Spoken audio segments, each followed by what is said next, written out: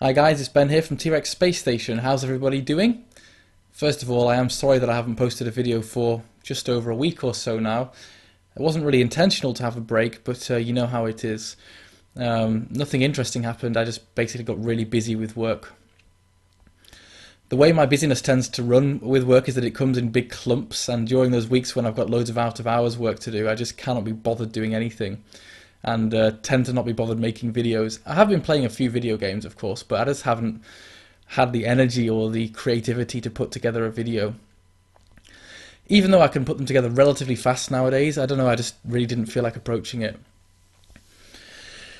The worst thing about having big breaks from making videos, or even a 1 week break, is that I always feel so much pressure. Like, having subscribers is like an obligation to make videos.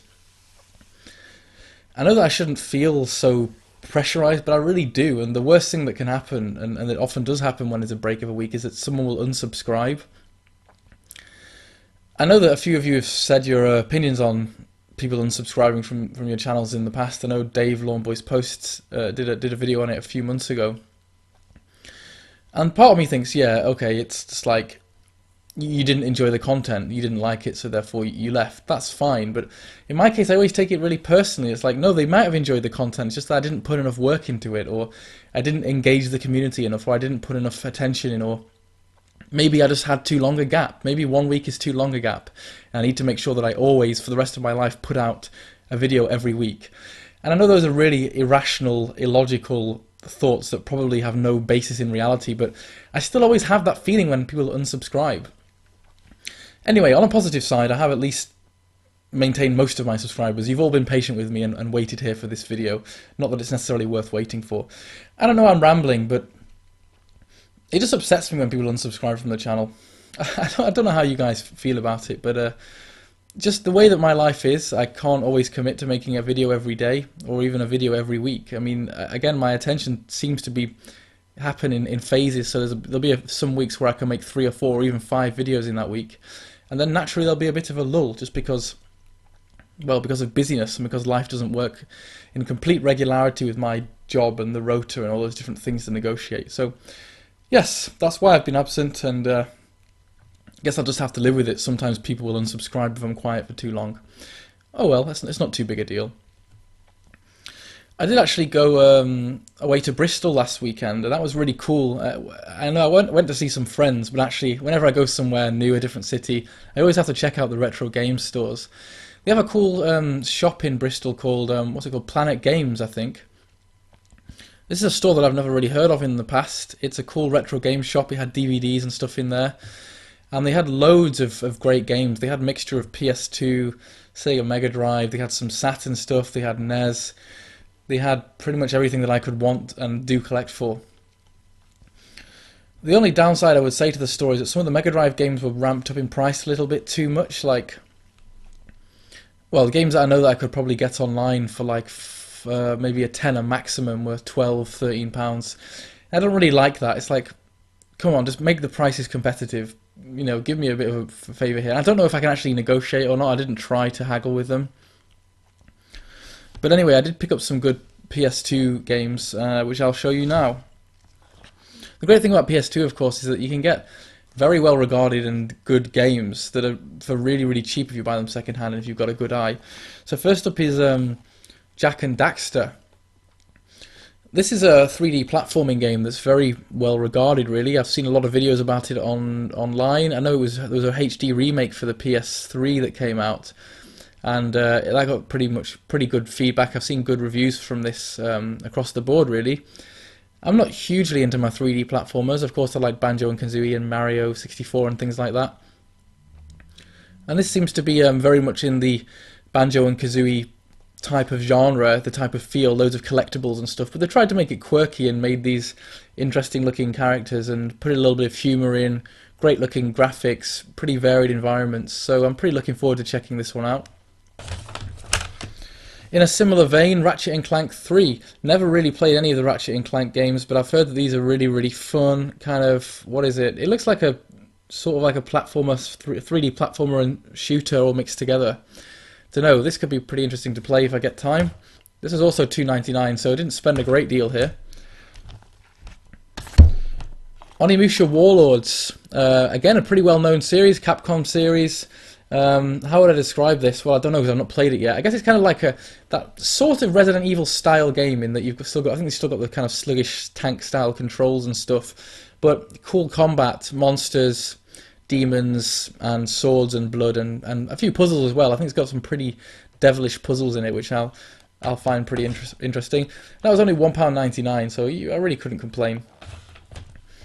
So the problem when games are like £2 or £3, it's like I'm just going to take a massive risk. Just don't. Well, not a massive risk because it's cheap, but a risk in whether I might not like it or not because it's just like God, it's so cheap. And then God of War 2, which is £4.99.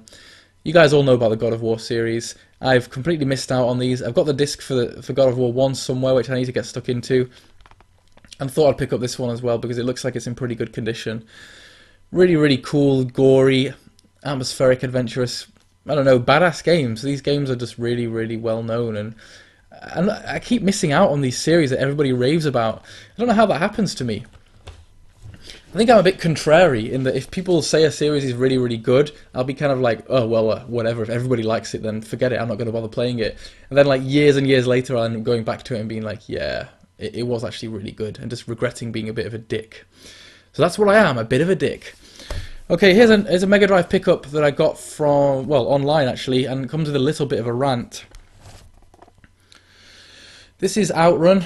Outrun's a fantastic game, very well known game, kind of driving game where you got to try and go as far as you can. I think it was in the arcades and stuff, really popular title, and there's a few different ones on the Sega Mega Drive.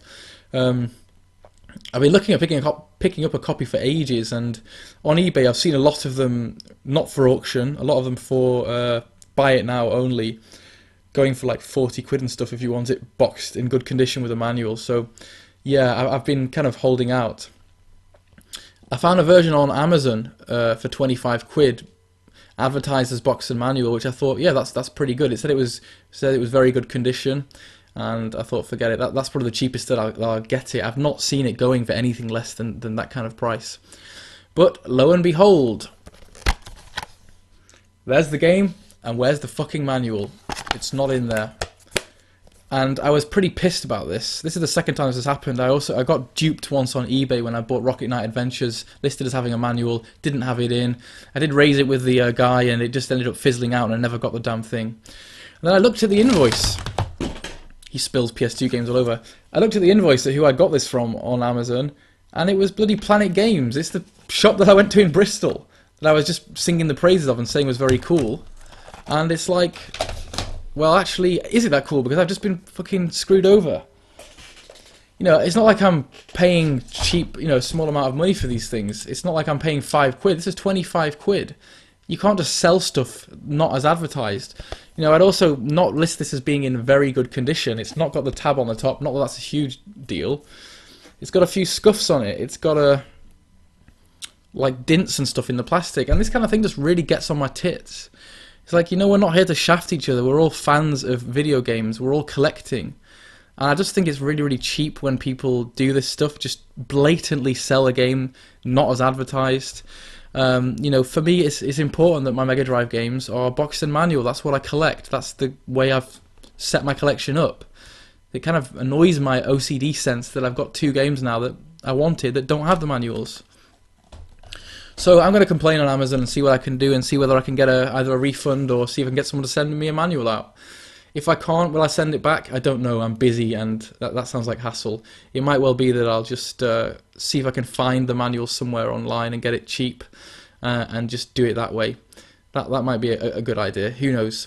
But anyway, I've got Outrun. I've not tested it yet, but I'm really looking forward to playing it. It's a game that I've just wanted for ages, and so even though it's kind of slightly tarnished by the fact that I got screwed over, I'm still super excited to play it. Then you will have remembered in one of my videos a few weeks back, I was talking about recording the Nintendo 64, and I still had a lot of hassle with it. I bought a SCART cable online, so I could take it from the N64 to the SCART into the into my what's it, Elgato Game Capture HD thingamabob, and unfortunately that doesn't work with my TV. A lot of the problems you have when you're trying to convert the old consoles into into an Elgato capture device and then play it out on the TV using HDMI is that the screen doesn't support it.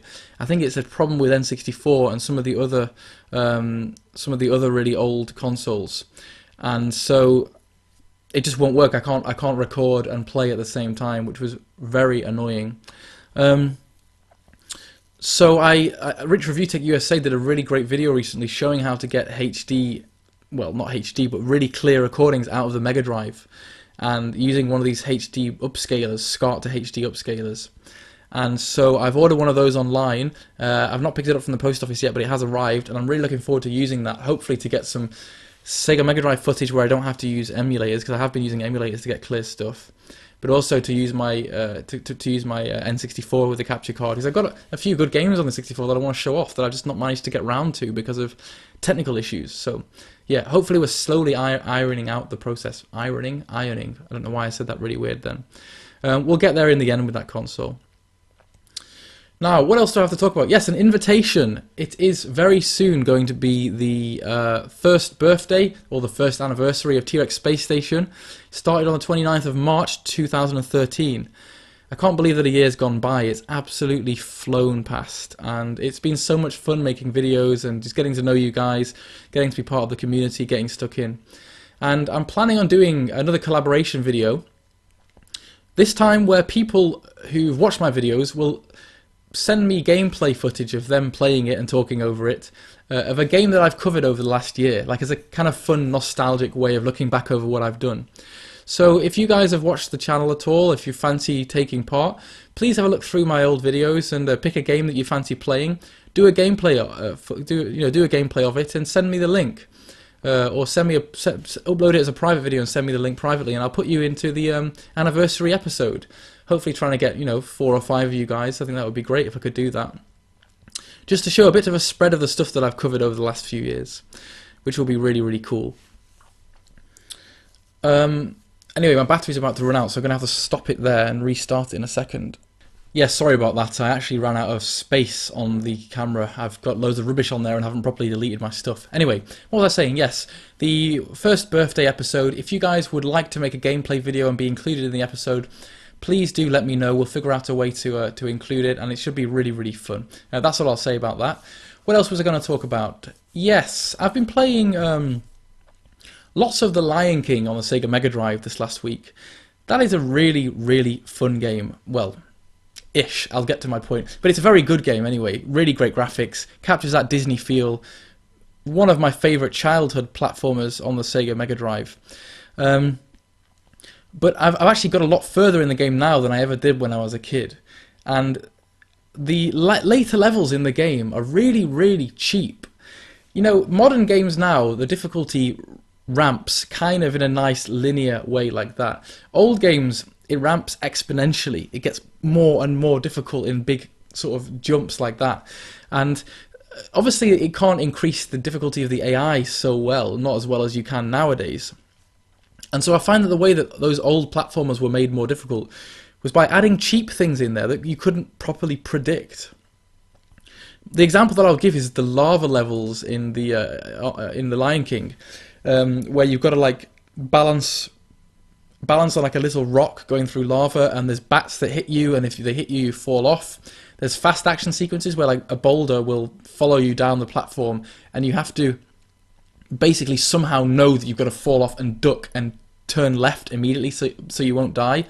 And there's a lot of trial and error, as in I don't think that even with superhuman reflexes you could possibly know that you had to do that first time. It's going to cost you a life. And so basically a lot of your playthroughs of the game are just memorizing cheap shit that will happen to you so that you can avoid it slowly. You can avoid it when it happens next time, which is fine-ish.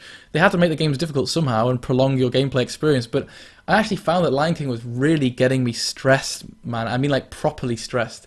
Like, I was shouting at the TV, swearing, using pretty much every swear word in the book, and my housemates were like, Ben, I think you need to turn the console off and think about what you've done.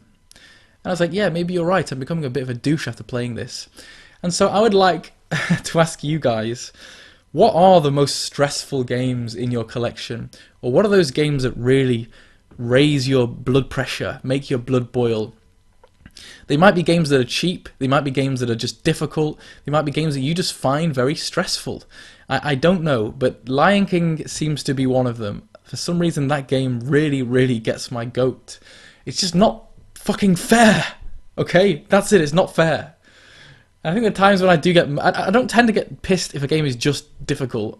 You know, I like roguelike games and things, those are difficult, but they're difficult and fair, usually. You know, if you mess up, if you take risks, if you drink potions that you haven't yet identified, then you will pay the consequences. But if you're just playing the game and it turns out you didn't know you could get dicked by bats and every single fucking movement ends up in the lava, well, what could I possibly do about that? You're just trying to take my time and wind me up, and I can feel myself wanting to go crazy and wanting to break things. But I can't break my precious Mega Drive. I love it so much. So yes, let me know some games that you find stressful. What are the most annoying, stressful games in your collection? And then the other side of that made me think, you know, sometimes when I come home from work, I'm very tired, I want to relax, I want to do something that's not going to stress me out, not going to give me a tachycardia, not going to make me want to smash things. Sometimes I want to play peaceful games. So I would also like you guys to give me examples of games that you'd like to play to chill out to. Maybe it's games that don't necessarily go very far, don't involve a great deal of stuff, just aren't that challenging. Maybe they're just easy games. What are your go-to games when you want to relax? If I was to think of some, maybe I would bring up possibly Skyrim. Skyrim was a game that was a lovely experience, don't get me wrong, but it wasn't that hard, was it? A lot of it was just the fun of exploring, doing side quests, and faffing. You know, faffing around is always de-stressing, isn't it? I like just travelling across the wilderness and like seeing stuff, looking up at the scenery, looking up at the stars, and just killing random things. Skyrim is a good game to chill out to. Any other games? Well, kind of mindless games that I don't have to think about very much. Actually, a lot of the time I used to really like to unwind to Diablo 3, because I can just put music on, do the runs, get the XP, get loot, just click away and destroy loads of minions. And that's a good game for me to de-stress to, and I have often come home from work just to unwind and play a bit of Diablo 3. And that leads me on to talking about Diablo 3. I don't know if you guys have played much of it. I have been pretty into Diablo for a long time. I loved the first two games, and I played the third game a hell of a lot when it came out, like a ton. I must have a couple of 100 hours invested in Diablo 3, and I started to get bored of it towards the end. It ran out of content, the end game wasn't great. A lot of the legendary items and things that dropped were a bit shit, like a lot shit actually. You know, for the rarity of the drops that previously were in the game, a lot of the legendaries were just not worth your effort. And it started to feel like a time sink that wasn't going anywhere. You know, no end game, no point in getting legendaries. The auction house was kind of shit. So I stopped playing. And Blizzard are so good at hooking you back in. They just have that whole business model of getting people like me, suckers, nerds, addicted. And you'll know that Reaper of Souls, the expansion pack, is coming out soon. And so they've changed all the format to look like the expansion. And they've added double XP bonus. Like, oh man. I'm like, I can't turn that opportunity down. I have to play a little bit of it. So I start playing it, and I find out that the new patch is great. They really have improved things. The legendary drops are much better. There's way more elite packs as far as I can tell. They've added content, challenges, bonuses to playing with friends. They've really ironed out a lot of the crap that I wasn't pleased with or that I thought needed changing. And it's looking really, really great. And so, yeah, they're kind of getting me slowly hooked again. I think I will end up getting addicted again when the expansion pack comes out. And I really do regret to say that. It's like, God, Blizzard simply have to make a fancy new menu screen and give some extra XP, and I'm basically frothing and salivating and wanting to play it. It's like, frothing was a bit gross. I nearly said something very rude there, which is totally inappropriate. Anyway, yes, but I just think I'm going to get back into Diablo 3. So if any of you guys play it, let me know. Maybe we can have a bit of team up play, go on hunts, 50 extra, double the XP bonus right now. We should really do it, shouldn't we? I think so. So, yes, just a little bit of an update video, a chat about the anniversary, what I've got planned, and some pickups and things. But, yeah, I'm sorry about not being around so much of the last week or so. But, yeah, it's just work and that kind of stuff. So I'm going to go write an angry email to the Amazon retailer that shafted me today. Alright, take care guys. Word fail. Speak to you all soon. Bye.